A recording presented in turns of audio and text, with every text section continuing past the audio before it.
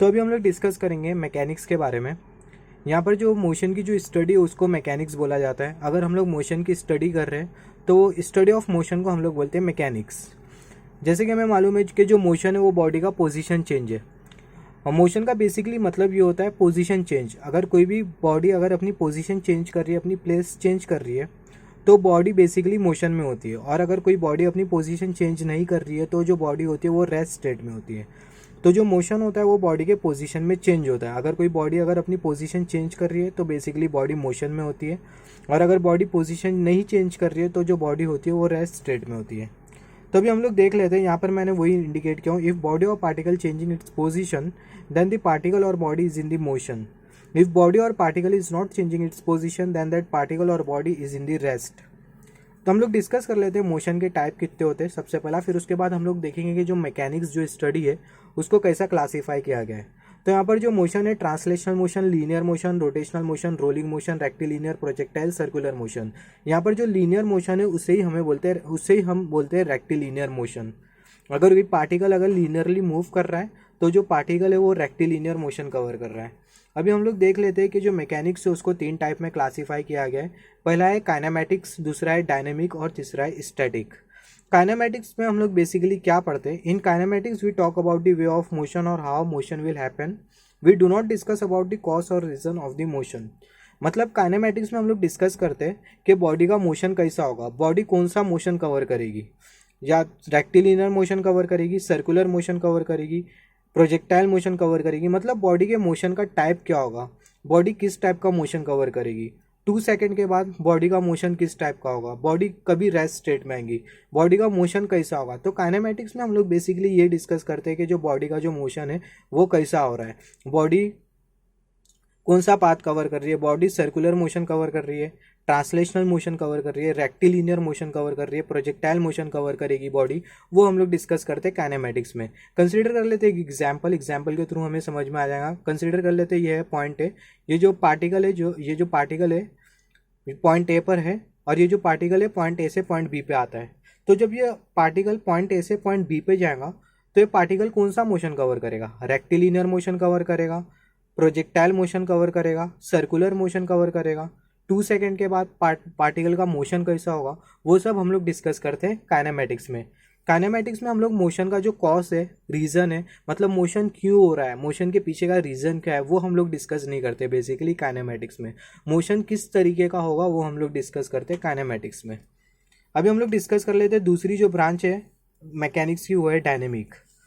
Dynamic में हम लोग बेसिकली क्या डिस्कस करते हैं, अगर कोई भी बॉडी का अगर मोशन हो रहा है और अगर वो बॉडी पे एक्सटर्नल या फिर इंटरनल फोर्स एक्ट कर रहा है, तो वो एक्सटर्नल या फिर इंटरनल फोर्स का इम्पैक्ट क्या होगा बॉडी के ऊपर, या फिर जो एक्सटर्नल या फिर जो इंटरनल फोर्स बॉडी पर एक्ट कर रहा है वो फोर्सेस के वजह से बॉडी के मोशन पर क्या इम्पैक्ट पड़ेगा, वो हम लोग डिस्कस करते हैं डायनेमिक में। अभी इसकी रिक्वायरमेंट क्यों पड़ी डायनेमिक स्टडी की, हम लोग एक एग्जाम्पल के थ्रू समझते हैं।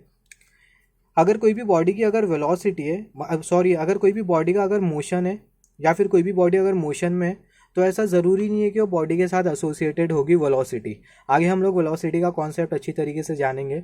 अगर कोई भी बॉडी अगर वेलोसिटी, इन शॉर्ट अगर मैं बोलूँ, बॉडी के पोजीशन चेंज को ही हम लोग बोलते हैं वेलोसिटी, मगर जो पोजीशन चेंज है उसको हम लोग डिस्प्लेसमेंट भी कंसीडर करते हैं। तो जो बॉडी का जो डिस्प्लेसमेंट होता है, डिस्प्लेसमेंट का ही मतलब बॉडी का पोजीशन चेंज। तो बॉडी का जो डिस्प्लेसमेंट कितना हो रहा है विद रेस्पेक्ट टू टाइम, उसको हम लोग बोलते हैं वेलोसिटी।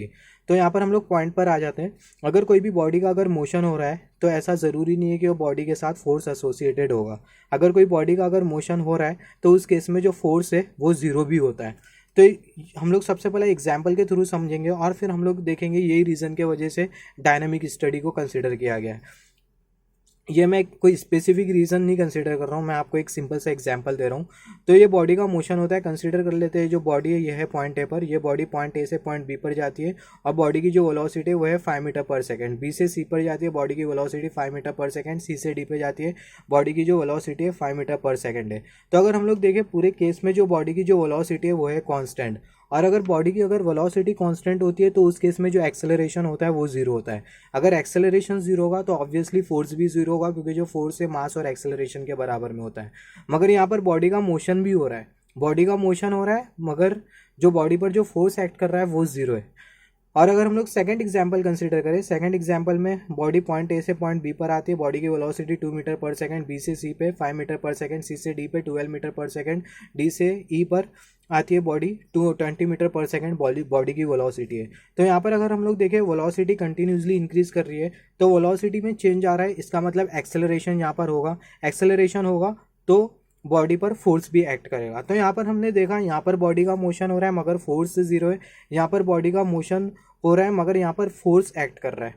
तो यही चीज़ों को कंसिडर करते हुए डायनेमिक स्टडी निकाली गई है। डायनेमिक स्टडी के बाद डायनेमिक स्टडी में हम लोग यही पढ़ते हैं, अगर कोई भी बॉडी का अगर मोशन हो रहा हो और अगर कोई एक्सटर्नल फोर्स एक्ट कर रहा हो या फिर इंटरनल फोर्स एक्ट कर रहा हो, तो उन फोर्सेस के वजह से बॉडी पर क्या इम्पैक्ट पड़ेगा या फिर जो बॉडी का जो मोशन होगा उस पर क्या इन्फ्लुएंस होगा वो फोर्सेस का, वो हम लोग पढ़ते हैं डायनेमिक में।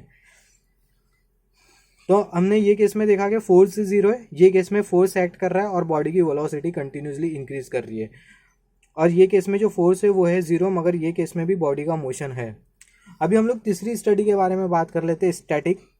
स्टैटिक जो ब्रांच है मैकेनिक्स की, उसका ज़्यादा से ज़्यादा जो इम्पैक्ट है वो है इंजीनियरिंग में, क्योंकि अगर हम लोग इंजीनियरिंग कंसिडर करें, स्पेसिफिकली सिविल इंजीनियरिंग, मैकेनिकल और इलेक्ट्रिकल, ऐसी जितनी भी जो इंजीनियरिंग के जो ब्रांचेज है उसमें स्टैटिक स्टडी का ज़्यादा से ज़्यादा रोल है, ज़्यादा से ज़्यादा स्टैटिक स्टडी उधर कंसिडर की जाती है। तो स्टैटिक में हम लोग बेसिकली क्या पढ़ते हैं कि जो बॉडी होती है वो रेस्ट पोजीशन पर ही होती है, बॉडी में कुछ मोशन नहीं होता है, बॉडी रेस्ट स्टेट में ही होती है। और अगर बॉडी रेस्ट स्टेट में और अगर एक्सटर्नल फोर्स अगर एक्ट कर रहा है बॉडी पर, तो वो एक्सटर्नल फोर्स के वजह से बॉडी पर क्या इम्पैक्ट पड़ेगा वो हम लोग स्टैटिक में पढ़ते हैं। फॉर एग्जाम्पल कंसिडर कर लेते हैं, अगर हम लोग सिविल इंजीनियरिंग कंसिडर करें तो सिविल इंजीनियरिंग में बेसिकली हम लोग ब्रिजेस स्ट्रक्चर्स के बारे में स्टडी करते हैं। मशीन मैकेनिकल में हैवी मशीन्स, और इलेक्ट्रिकल मेरा डिपार्टमेंट था। तो इलेक्ट्रिकल अगर हम लोग कंसिडर करें तो इलेक्ट्रिकल में ट्रांसमिशन जो टावर हम लोग कंसिडर करते हैं, और ट्रांसमिशन टावर जब हम लोग ये जितनी भी जो बॉडीज़ है, जैसे कि फॉर एग्जांपल ब्रिजेस हो गया, स्ट्रक्चर हो गया, हैवी मशीन, ट्रांसमिशन टावर हो गया, ये जितनी भी जो बॉडीज़ है या फिर जितने भी जो स्ट्रक्चर्स है वो अपनी पोजीशन से मूव तो नहीं करेंगे, वो अपनी पोजीशन पर स्टैटिक ही रहने वाले। तो इन बॉडीज़ या फिर इन स्ट्रक्चर्स पर अगर कोई एक्सटर्नल फोर्स एक्ट करता है तो एक्सटर्नल फोर्स का इन्फ्लुएंस क्या होगा इन स्ट्रक्चर के ऊपर, वो हम लोग डिस्कस करते हैं बेसिकली स्टैटिक स्टडी में। All this body will remain in rest position and the impact of force over this body can be studied from the branch of mechanic, जिसको हम लोग बोलते हैं स्टैटिक। तो स्टैटिक में जो बॉडी होती है उसका कुछ मोशन नहीं होता है, जो बॉडी होती है वो रेस्ट स्टेट में होती है, और रेस्ट स्टेट पर होने के बाद या फिर जब बॉडी अगर रेस्ट स्टेट में है और अगर कोई एक्सटर्नल फोर्स अगर बॉडी पर एक्ट कर रहा है तो वो एक्सटर्नल फोर्स का इन्फ्लुएंस क्या होगा बॉडी के ऊपर, वो हम लोग डिस्कस करते हैं स्टैटिक स्टडी में। तो ये था बेसिक क्लासिफिकेशन मैकेनिक्स का, पहला काइनेमेटिक्स, दूसरा डायनेमिक्स। काइनेमेटिक्स में हमने ये देखा कि हम लोग बॉडी के मोशन के वे के बारे में डिस्कस करते हैं, मतलब बॉडी का मोशन कैसा होगा, बॉडी कौन सा मोशन कवर करेगी, प्रोजेक्टाइल मोशन, रेक्टिलिनियर मोशन। मगर काइनेमेटिक्स में हम लोग ये नहीं डिस्कस करते कि बॉडी के मोशन के पीछे का कॉज क्या है, मोशन हो क्यों रहा है। डायनेमिक में हम लोग क्या डिस्कस करते हैं, अगर कोई भी बॉडी का अगर मोशन हो रहा हो और कोई अगर एक्सटर्नल या फिर इंटरनल फोर्स एक्ट कर रहा हो वो बॉडी पर, तो वो एक्सटर्नल या फिर इंटरनल फोर्स का इन्फ्लुएंस क्या होगा बॉडी के मोशन के ऊपर, वो हम लोग डिस्कस करते हैं डायनेमिक में। स्टैटिक में हम लोग क्या डिस्कस करते हैं, जो बॉडी होती है वो रेस्ट स्टेट में होती है और अगर कोई एक्सटर्नल फोर्स अगर एक्ट करे उस बॉडी पर, तो वो एक्सटर्नल फोर्स का इन्फ्लुएंस क्या होगा बॉडी के रेस्ट स्टेट पर, वो हम लोग डिस्कस करते हैं स्टैटिक में। तो यही था बेसिक मैकेनिक्स के बारे में। आगे हम लोग डिस्कस करेंगे डायनेमिक्स ऑफ रिजिड बॉडी।